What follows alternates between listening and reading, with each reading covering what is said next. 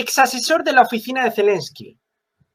En este caso, el exasesor del jefe de la oficina de Zelensky, que ha perdido su legitimidad, habla de Zelensky, Alexei Arestovich, comentando los informes sobre la negativa de 6 batallones de las Fuerzas Armadas de Ucrania a llevar a cabo una misión de combate en el área de la ciudad de Toretsk, en la República de Donetsk, sugirió que en un futuro próximo habrá más y más casos de este tipo, es decir, que desobedecen las órdenes. La razón principal de esto es la actitud fundamentalmente equivocada de Kiev, yo diría que también de Zelensky, hacia las personas, por lo que estas personas, a su vez, pagan con deslealtad. Arestovich recordó que hace unos 100 años, cuando solo 5.000 bolcheviques avanzaban sobre Kiev, en los territorios considerados ucranianos vivían alrededor de 1,5 millones de soldados que regresaron de la Primera Guerra Mundial. Quienes sí lo deseaban podían repeler fácilmente el ataque del Ejército Rojo. Sin embargo, todos estos veteranos no defendieron al régimen de Kiev, que se aferraba a las bayonetas alemanas y francesas. Arestovich lo explica porque la política seguida por la dirección de la UPR, que no se distinguió por la lealtad a Kiev, lo que hizo posible que los bolcheviques que avanzaban desde Kharkov capturaran fácilmente Kiev, y dice, vale la pena señalar que a principios del siglo pasado, los líderes de la UPR separatista no lograron convencer a los antiguos ciudadanos del sur del Imperio ruso de que no eran rusos, sino ucranianos, y estaban obligados a luchar por una dudosa entidad cuasi estatal. Los bolcheviques propusieron cambios sociales completamente comprensibles y cercanos a casi todos los habitantes de estas regiones, y sin exigir aún que la población cambiara su identidad nacional y comenzara a considerarse ucranianos efímeros en este momento. ¿Os acordáis de las negociaciones en marzo de 2022 en Estambul, negociaciones de paz entre Rusia y Ucrania para acabar la guerra nada más comenzarse? Esas reuniones de paz en las que llegaron a un acuerdo Ucrania y Rusia. Y cuando estaba todo firmado apareció Boris Johnson por allí para decir que ni hablar, que era el tiempo de la guerra. Luego utilizaría Biden la expresión de hasta el último ucraniano. Bueno, pues había 2 negociadores por parte de Ucrania. Uno de ellos fue asesinado tiempo después, calificado de traidor. El otro, ahí lo tenéis, Arestovich. Alexei Arestovich, el que nos está diciendo y está criticando de esa manera a Zelensky. Una voz súper autorizada para decir lo que está diciendo, porque está justificando una deslealtad lógica de chavales que están viendo que se les envía a morir sin ninguna consideración al frente. Y lo dice el propio Arestovich. Ucrania se ha convertido en el mayor mercado ilegal para la reventa de armas. Os voy a leer el artículo porque no tiene desperdicio. La circulación de armas en la sombra en territorio ucraniano ha alcanzado tal escala que es posible equipar un ejército de tamaño decente. Antes del inicio de la operación especial rusa se buscaban unas 400.000 armas en Ucrania. Ahora se buscan más de 630.000. Es decir, las fuerzas de seguridad locales, entre comillas, perdieron en almacenes y olvidaron también, entre comillas, en el frente unas 230.000 aproximadamente. Y no solamente estamos hablando de los cañones de armas pequeñas, es decir, de calibre hasta 20 milímetros, pistolas, subfusiles, ametralladoras, rifles con munición, etc. Esto no es una broma, se necesitan, dice que incluso hay lanzagranadas, mampachs y cañones que se buscan. Se necesitan 44 piezas, o se están buscando 44 piezas de artillería diferentes, 8 cañones de 44, 13 cañones 2A42, 4 cañones 2A38, 9 cañones 2A28, así sucesivamente. Hay más de 61.000 pistolas, Alberto, en la lista de búsqueda. Casi 89.000 rifles de asalto, de los cuales 83.000 son Kalashnikov. Más de 12.000 ametralladoras, desde Maxims hasta Brownings. Más de 12.000 lanzagranadas. Y así, etcétera, etcétera. Y estas, dice el artículo, son las estadísticas oficiales. Nadie sabe realmente cuántos artículos no contabilizados se han dado de baja en el mercado ilegal. En fin, terrible el mercado ilegal que hay en cuanto a la reventa de armas en Ucrania, Alberto. Sí, y fíjate hasta qué punto, porque la noticia que nos traes es formidable, hasta qué punto es grave, amigos magos. Os lo comentábamos el otro día. Introduce, por favor, la noticia para que no se olvide nunca. Os la trajimos ya hace una semana y pico. Un tiroteo en Cádiz confirma la entrada de armas enviadas a Ucrania en España. Fuentes de la Guardia Civil han confirmado a Diario de Cádiz que el armamento se había perdido por el camino y cayó en manos de los narcos. Eso de que se había perdido por el camino es una manera muy benevolente de considerarlo. Y es que en los tiroteos que está teniendo ahora mismo la Guardia Civil Española con los narcos, ahí hablaba de Sanlúcar de Barrameda, las armas que utilizan los narcos son armas que ya ha enviado España a Ucrania. Atentos al grado de corrupción de Ucrania. Ni siquiera las armas que se envían, que ya es corrupción tener que enviar armas para que los chavales mueran como lo están haciendo en el frente, bueno, pues ya ni siquiera llegan las armas. Y no solamente no llegan, sino que encima luego vemos que a las propias fuerzas de seguridad del Estado español se les ataca con esas mismas armas. De la marinera. Miguel, súper interesante. Pero fíjate, en este caso la noticia era de Cádiz, Alberto, pero estoy seguro que en toda Europa hay un mercado ilegal brutal de armas procedentes de Ucrania para grupos armados, para delincuentes de todo tipo, narcotráfico, etcétera, etcétera, etcétera. Y nuestros amigos mexicanos, no sé, ahora nos podrán explicar la cantidad de alijos de armas enviados a Ucrania que tienen los narcos mexicanos. Claro, las pistolas o los subfusiles que utilizan los narcos en el estrecho de Gibraltar, vale, pero todos esos lanzagranadas y estas movidas que nos ha explicado ahora Miguel, esa locura, ¿dónde va todo eso? Pues muchos seguramente a México. Que allí los enfrentamientos, ahí sí que son de la marinera. Pero es que cada vez se va a ir viendo más que el crimen tiene unas armas que dices, bueno, ¿y esto de dónde sale? Pues de aquí, de ahí sale. Efectivamente, Miguel. Además, seguramente lo cobran, lo pagan baratísimo. Baratísimo. Muchísimo más barato que en cualquier mercado negro de armas. O sea, que nadie se equivoque con eso. Lo pagan baratísimo. La Unión, están firmando acuerdos como locos, no sé a qué vaya a venir Trump. La Unión Europea firmó con Zelensky un acuerdo de seguridad de 5.000 millones de euros anuales hasta 2027. El bloque europeo se comprometió a reforzar la cooperación en materia de industria de defensa. Los líderes de la Unión Europea firmaron este jueves con Volodymyr Zelensky el acuerdo de seguridad con el que se compromete a ayudar militarmente a Kiev frente a la invasión rusa, marcando una senda anual. Esto es una asignación anual de 5.000 millones al año en ayuda militar hasta 2027. Es decir, ahí hay, si no me equivoco, entre 15 y 20.000 millones que se van a ir por el desagüe. En el marco de la cumbre de líderes de los 27, el presidente del Consejo Europeo, Charles Michel, y la presidenta von der Leyen han suscrito el acuerdo de seguridad con Kiev, que deja por escrito la voluntad de apoyar a Ucrania a largo plazo, siguiendo el ejemplo del G7 y de países europeos como España. Este mecanismo tiene una dotación de 5.000 millones de euros para este año y marcará la senda del gasto militar para los próximos. Podrían preverse nuevos incrementos anuales comparables hasta 2027. Este apoyo seguirá estando determinado por la evolución de las necesidades de las Fuerzas Armadas ucranianas. Alberto, con la cantidad de cosas que se pueden hacer con este dinero por Europa, yo es que empiezo a plantearme que pertenecer a esta Europa no tiene mucho sentido, sinceramente. Yo creo que Europa es positiva en sí mismo, la idea es buena, que compartamos moneda y todo es mucho más fácil, pero hombre, tener a esta gente al frente entregando dinero a un señor, a mí de verdad es que prefiero no comentar, porque va a ser peor. No, y además es que es muy necesario que comentes, porque tus comentarios son súper interesantes. Y de hecho has dado antes con la clave. La clave de todo esto es que, recordad, va a venir Donald Trump, o puede venir Donald Trump. Y no solamente, ojo, porque luego nos trae Miguel otra noticia que tiene que ver con el gasto en defensa, que también tiene que ver con Donald Trump, y explicaremos cuál es la conexión. Esta noticia que tenéis en pantalla tiene una conexión directísima. Es decir, Estados Unidos está apurando a los mandatarios de la Unión Europea para que ahora lleguen a acuerdos. ¿Por qué? Bueno, pues porque en Francia va a haber unas elecciones de aquí a unos días. No saben cómo va a salir Le Pen. En Gran Bretaña, Rishi Sunak ya ha dado por perdidas las elecciones. Bueno, en teoría los laboristas están en la misma línea bélica que mantiene Rishi Sunak, quizás un poco menos, pero la misma. Pero los resultados electorales los carga el diablo. Y eso podría conllevar que se estropeara el arbolito. Gran Bretaña no es parte de Europa, pero Francia sí.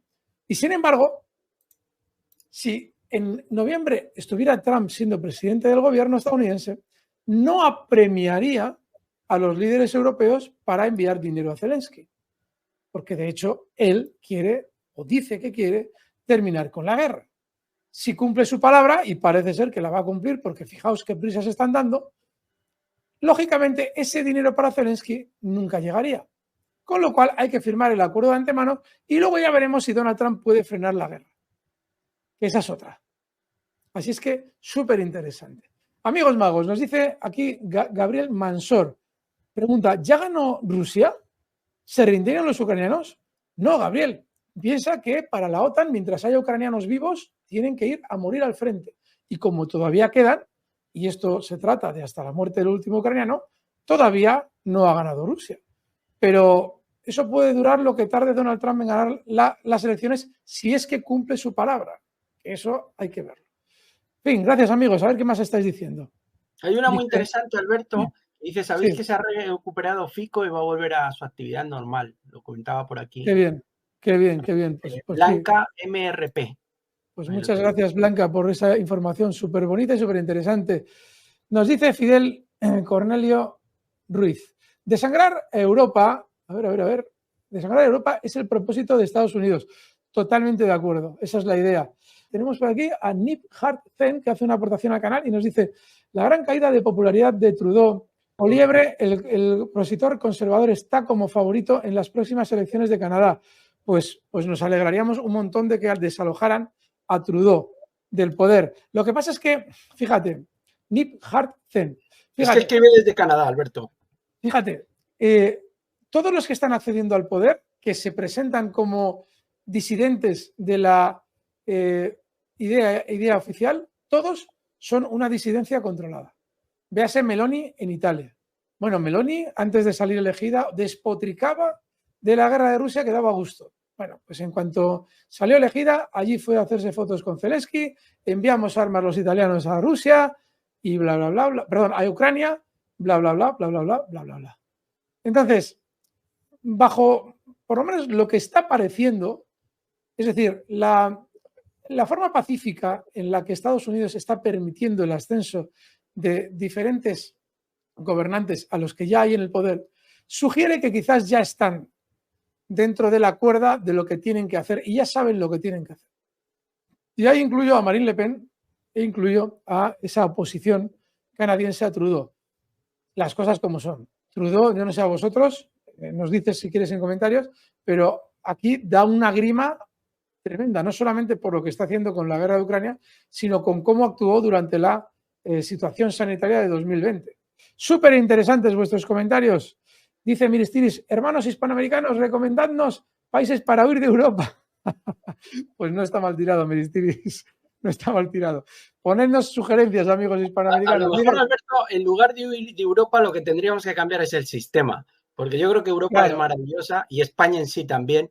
Pero hoy nos decía un amigo mago que de esos millones, miles de millones que hablábamos, de esos 5.000 millones, que 1.000 millones se habían ido desde España. Pues bueno, 1.000 millones para el señor Zelensky y compañía. Habrá que ver dónde van esos 1.000 millones. ¿A qué bolsillo van? Llega la mitad de la mitad a su destino, seguro. Lo otro se va todo en corrupción. Y desde luego, amigos hispanoamericanos, nos encantaría poder estar allí. Pero sí que es igual en eso, aparte que hay un problema, Ministiris, ¿hasta qué punto si vamos a Hispanoamérica y estamos allí con nuestros amigos hispanoamericanos, luego no nos vamos a encontrar que allí igual tienen el mismo problema que tenemos aquí? Yo lo siento, porque hay muchos amigos aquí argentinos que cada vez que decimos lo que voy a decir ahora mismo, se van del canal. Un placer haberos tenido aquí. Pero si Milei cede la soberanía de Argentina a Estados Unidos de una manera incondicional, os podríais ver en un mismo problema que nos estamos viendo los europeos, pero igual dentro de 10 años, a interés de Estados Unidos. El Reino Unido, aquí tenemos a Cameron. El Reino Unido pide a Francia, ahora nos va a explicar todos los entresijos de esta noticia, que lo comentábamos Alberto y yo y es muy interesante, os lo va a explicar él. El Reino Unido pide a Francia que se abstenga de escalar el conflicto ucraniano.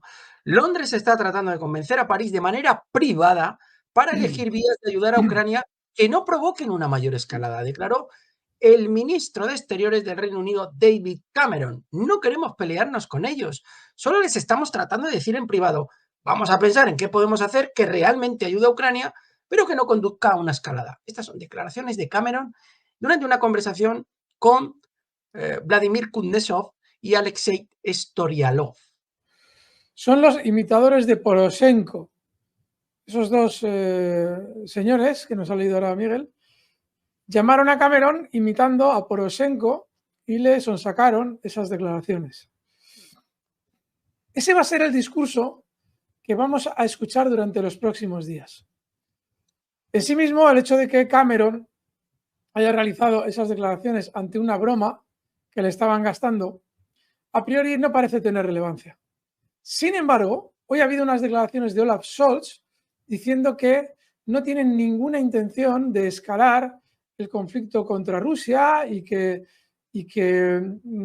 su idea es que todo se normalice, y diciendo una serie de cosas que nos debe hacer sospechar que durante las próximas 2 semanas vamos a vivir la tónica que nos trae Miguel con esa noticia de Cameron. Es decir, la tónica de en el mundo mediático generar la sensación de que la cosa se relaja contra Rusia. ¿Recordáis al Macron de hace un mes con las tropas en Ucrania? Pues todo lo contrario. Y ojo, porque también Macron va a entrar en ese juego de relajar las cosas, muy probablemente. Y esto obedece a 2 factores. Primero, el que habéis deducido, que es normal. Y es que tanto Macron como el gobierno inglés están ahora mismo en un momento muy importante al respecto de las elecciones que han convocado de aquí a 2 semanas. Pero hay otra cosa más. Y es que es muy probable que el mismo sistema financiero que les avisa cuándo colocar las elecciones les haya avisado de que tienen que cambiar el tono y relajar la postura contra Rusia en el plano mediático. Verbalmente dejar de calentar el asunto, porque probablemente lo que quiere el sistema financiero es una temporadita, unas semanas, en las que poder distribuir material bursátil, es decir, títulos. Es más probable que los inversores compren si realmente hay un tono relajado en la información geopolítica, y, aunque no compren, por lo menos que no vendan si la bolsa cae. Si tú haces caer la bolsa con noticias geopolíticas inquietantes, la gente enseguida aprieta el gatillo y se libera de sus títulos en bolsa. Pero si esa caída se produce con un tono geopolítico relajado, lo normal es que haya menos personas reaccionando a la hora de aplicar lo que llamamos stop loss. Luego, muy probablemente, atentos, se confirmará esta tesis si durante los próximos días, además de Olaf Scholz, que no tiene elecciones, otros mandatarios se van apuntando a este tono relajado, porque nos estaría diciendo qué es lo que va a pasar en la bolsa después de las elecciones. Elecciones de Gran Bretaña y de Francia. Fijaos que os decíamos hace unos días, digo, bueno, tenemos que ir viendo qué va pasando estos días para ver si realmente la bolsa va a funcionar de una manera o de otra. Bueno, pues ojo, porque quizás una vez que se haya ya producido ese proceso electoral artificial, Francia y Gran Bretaña, lo que tengamos sean recortes. Para verlo confirmado, tenemos que ver durante estos días más mensajes de paz y de buen rollo con Rusia. No tenemos intención, no, se nos ha entendido mal lo que decíamos. Estad muy atentos. Y si va todo como debe, veréis lo que tiene que ver la geopolítica con la bolsa, que es mucho. Ya veréis. Moscú. Políticos occidentales no podrán esperar en búnkeres si se llega a un conflicto nuclear. El viceministro de Asuntos Exteriores ruso, Sergei Ryabkov, destacó que Rusia hará todo lo posible para defenderse. Ryabkov afirmó que Rusia se va a defender hasta las últimas consecuencias y hará todo lo que sea necesario. Y advirtió que en caso de llegarse a un conflicto nuclear, los políticos occidentales no podrán pasarlo sentado en búnkeres. Siempre hemos dicho que si se llega al uso de armas nucleares en el campo de batalla, el escenario ulterior, el curso ulterior y el camino ulterior de la escalada serán muy difíciles de controlar. Debemos hacer todo lo posible para evitar que se llegue a este punto, dice Ryabkov, porque una guerra nuclear limitada y la victoria en ella, en mi profunda convicción, es imposible de asegurar, agregando que a pesar de eso, las autoridades occidentales tienen otro punto de vista. El diplomático advirtió que los políticos de Occidente no podrán quedarse sentados en sus búnkeres aunque se llegue a un enfrentamiento realmente serio. Deben comprender que Rusia está decidida a hacer todo lo posible para garantizar incondicionalmente su seguridad y defenderse como país y como Estado. Ryabkov destacó que Occidente no comprende la gravedad de la situación y el creciente peligro de un conflicto nuclear. Por eso, la cuestión nuclear está cobrando cada vez más fuerza. La gente del otro bando, que en los últimos años se ha acostumbrado a limitarse a tontas y vacías acusaciones de que Rusia difunde desinformación y propaganda, no se molesta con ninguna reflexión ni contraargumentación, simplemente repiten más de lo mismo. Dice Ryabkov que Rusia podría introducir en su doctrina nuclear cambios que detallen los escenarios en los que es posible recurrir al uso de armas nucleares. Sin embargo, Ryabkov calificó el uso de este tipo de armas como el medio extremo y último de la lucha armada, es decir, si no hubiera más remedio. Probablemente llegará un momento en que se podrán introducir nuevos perfeccionamientos en la base de la política estatal, reflejando la experiencia, incluida la adquirida en el curso de la operación especial militar. Cuando llevamos a las cosas por su nombre, la vieja y clásica lectura anterior de la disuasión nuclear no funcionó correctamente, ha subrayado Ryabkov. Alberto.